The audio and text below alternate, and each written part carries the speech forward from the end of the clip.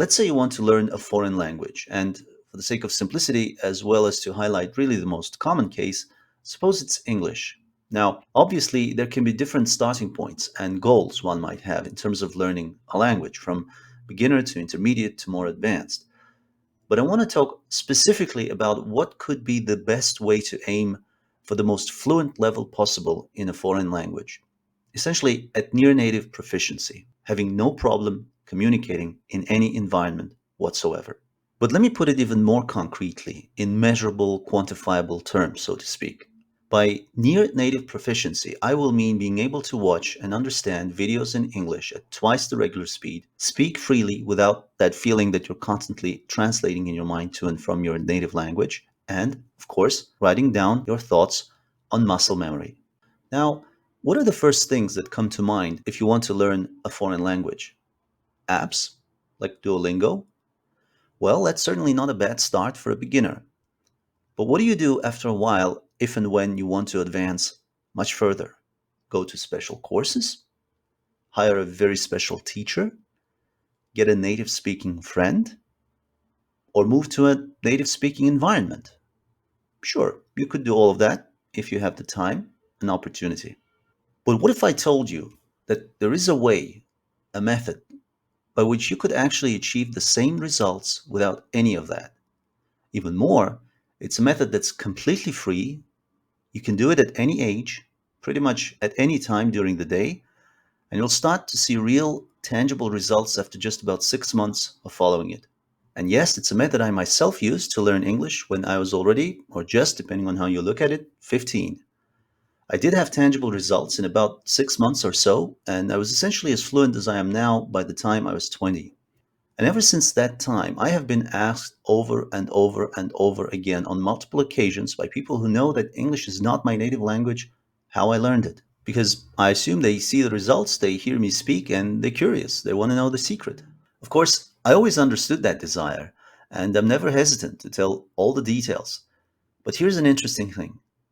I notice that on every single occasion, once I do so, most of the time, the most immediate reaction I sense is disappointment.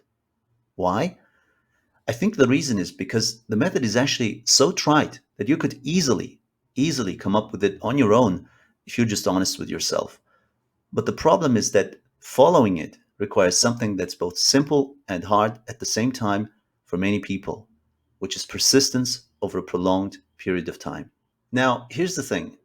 Many people, as they grow older, tend to want to find shortcuts in life for things that they intuitively know require time and discipline.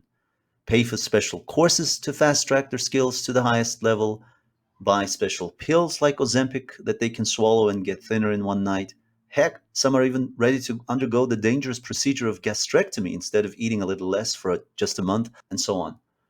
They want to hack and buy their way into achievements and success. And it's not a new thing either. There's that famous story about how Ptolemy, one of the Egyptian kings, wanted to learn Euclid's Elements, the 13-volume treatise on geometry, but found them difficult to grasp and asked Euclid if there was an easier way of mastering it. To which Euclid replied, "Sir, there are no royal roads to geometry." Anyway, back to the method. But instead of just laying it out straight, let me keep you in suspense for a little longer and along the way show you how I arrived at it. Now, I knew some basic English from school, so I wasn't a complete beginner, but it was on a level that these days one could get to through a couple of months of daily 1 hour plays on apps like Duolingo. So I'll assume someone who has done that and wants to pick up from that point. And so back then I asked myself a very, very simple question. How does a child learn a language? His first native language, I mean. Does he go to special courses? Does he try to write down and memorize words? Does he rack up his brain to learn the rules and all the little intricacies of the grammar? Does he use any apps? Does he have a special language teacher? No, of course not. The child just lives his daily life. Now, first of all, obviously, he constantly listens to everything around him, and he does so without understanding a single word and without translating anything of what he hears, because he doesn't know any languages yet. I mean, it's not like there's some kind of toddlerese that all toddlers speak, like in one of the movies.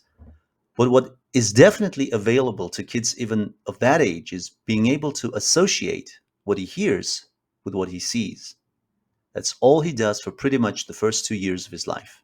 Then, gradually, he starts to add language to the primary way of learning in all mammals, which is imitation, by trying to speak and repeat what he has been hearing and learning by association. And of course, we all know that the words and sentences he utters at first do not immediately come out exactly as in the most sophisticated plays of Shakespeare, but he keeps on imitating and repeating, sometimes being corrected, sometimes being praised. But the child doesn't really care. It's all fun and game to him, as it should be, until one day it all just flows naturally like a melody off the fingers of a fine pianist. Muscle memory. That's the key. And yes, if you've heard of modern machine learning and this sounds familiar to how even artificial neural networks learn, that's probably not a coincidence. Although back then I had no idea, of course, this was in the early 2000s. Neural networks were not exactly a household name back then as they are today. My mental model for how learning a language should be was simply that of a child, which unsurprisingly is also by consuming lots of data of various modalities, but mostly two, vision and speech, without any hard coded rules, which I guess would be the equivalent of trying to memorize the grammar or something like that. So, anyway, I thought I'll do the same. I'll listen to a lot of whatever English sources I have available, even if I don't understand a single word of what I hear, to simulate the constant hearing. And to simulate the speaking, since I was not living in an English speaking environment, I would simply read aloud, as best I can, a few pages of whatever I find at hand in English. I also decided that from that point forward, I would make all my notes in English only, which I figured should stimulate the muscles of a written thought. Now, my theory was that if I listened to a lot of native English daily and couple it with reading aloud a few pages a day, then over time, not only should I begin to understand more and more words in what I hear, but I would also naturally learn all the right pronunciations. So that should even minimize any accent. Why? Again, because that's how children learn, and they have no accent. I didn't buy into this notion at all that we somehow lose the plasticity to learn a language equally well after a certain age. I thought that the real problem is that there are actually very, very few people who learn a language at a later age the same way a child learns, by immersing themselves into it for a couple of years. Because most people tend to want to go the special courses route, which usually means spending 3 to 4 solid chunks of hours, a few days a week, which often includes just commuting in heavy city traffic to the place of group gathering for language practices. Although you could listen to something in English during the entire commute these days, so it shouldn't be a waste. But the more serious problem here is that most people, even at age 10, don't have those 3 to 4 precious solid chunks of hours a few days a week just to learn a language, because they have so many other things to do. And also, if the group is large, and it usually is, the total time you actually speak is not that much. So it's no wonder that what usually happens is that they abandon the special courses altogether after just a few weeks or months. Now, in stark contrast to that, I just listened and watched the CNN news all throughout the day, anytime I wasn't doing anything that required mental concentration. I was studying math back then. And although unbeknownst to me, this gradually turned me into a far left, committed Democrat, just kidding, of course, the point is, it was nicely integrated and interwoven into my daily routine. I didn't have to sacrifice anything or allocate large, solid chunks of time just to learn a language. But in sum total, I think I spent around 5 to 6 hours a day, not 3 to 4, a couple of days a week, either listening or speaking in highly crafted, highly professional, journalistic English. And this was back in the early 2000s. Boy, I wish I had the opportunities of today.